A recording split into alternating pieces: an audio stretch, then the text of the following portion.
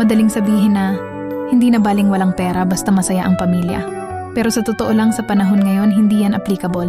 Sa taas ng presyo ng mga bilihin, sa dami ng bills, mahirap maging masaya kung gipit ka sa financial.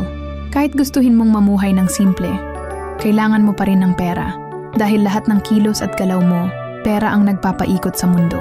Kaya wag na tayong mag-pretend na we don't want money to be happy. Kasi kung gutom ka, due date is coming. Happy ka pa ba kung wala kang pera pambili o pambayad? 'Di ba? We all need money para mabuhay sa mundong ibabaw. Real talk yan.